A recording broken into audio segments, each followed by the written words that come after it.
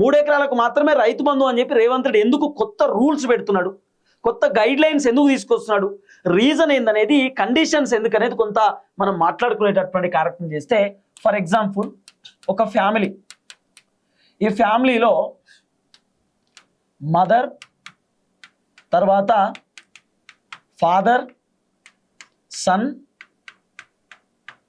Daughter, మొత్తం 4 ఫ్యామిలీలో for example అనుకుందాం, 4 ఉన్నారు కదా ఫ్యామిలీలో.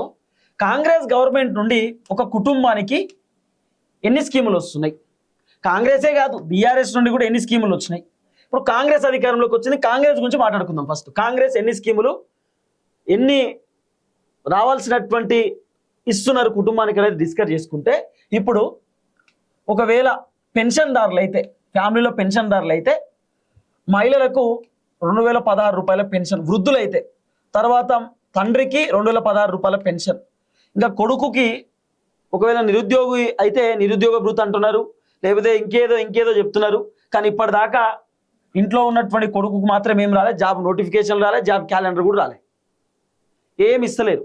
ఒకవేళ డాటర్ అయితే, ఒకవేళ మహిళ అయితే ఇన్ కేస్ ఏమైనా వస్తే 2500 రూపాయలు ఇస్తారా ఇయ్యరా అనేది ఒక పెద్ద క్వశ్చన్ మార్క్. కానీ కుటుంబంలో కాంగ్రెస్ ప్రభుత్వం ఇస్తున్నటువంటి అంశం ఒకసారి చూస్తే 0 వడ్డీ రుణాలు ఇస్తున్నారు తల్లికి. అంటే ఒక మహిళకు 0 వడ్డీ రుణాలు. మా అమ్మకు కూడా వడ్డీ రుణం వచ్చింది అనుకుంటా, నాకు తెలిసి 0 వడ్డీ రుణం వచ్చింది అనుకుంటా.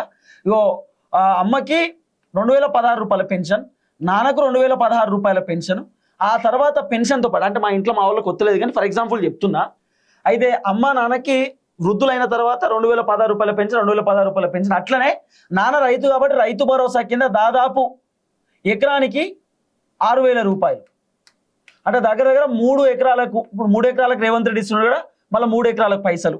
మళ్ళీ తర్వాత 500 రూపాయల పంట బోనస్ ప్రతి కింటానికి వడ్లకు. ఆ తర్వాత రేవంత్ రెడ్డి ఇంద్రమ్మ ఇండ్లు అని చెప్పి కొత్త తెరపైకి తీసుకొస్తున్నాడు.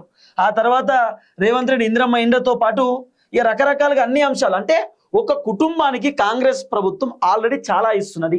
పెన్షన్లు కానివ్వండి, రైతు భరోసా కానివ్వండి, పంట బోనస్ కానివ్వండి, ఇవన్నీ ప్రభుత్వం దగ్గర నుండి కుటుంబానికి బెనిఫిట్స్ పోతున్నాయి. 0 వడ్డీ రుణాలు కానివ్వండి, సబ్సిడీలు కానివ్వండి, లేకపోతే ఇప్పుడు మహిళలకు 2500 రూపాయలు ఇయనికి రెడీగా ఉన్నారు, 2500 రూపాయలు కానివ్వండి, ప్రభుత్వం నుండి చాలా బెనిఫిట్స్, చాలా లబ్ధి పొందుతారు జనాలు. కాబట్టి రైతు భరోసా ఇక 3 ఎకరాల కంటే ఎక్కువ వద్దు, ఆల్రెడీ ప్రభుత్వం చాలా చేస్తున్నది. కాబట్టి ఇంకా 3 ఎకరాల కంటే ఎక్కువ వద్దనేటటువంటి ఆలోచనతో రేవంత్ రెడ్డి 3 ఎకరాలకి ఫైనల్ చేస్తున్నట. గవర్నమెంట్ నుండి జనాలకు బాగానే పోతున్నాయి పథకాలు, గవర్నమెంట్ నుండి జనాలకు బాగానే డబ్బులు అందుతున్నాయి, గవర్నమెంట్ బాగానే హెల్ప్ చేస్తున్నది ప్రజలకు. కాబట్టి సో రైతు బంధుకు సంబంధించిన వ్యవహారంలో 3 ఎకరాలు లాస్ట్.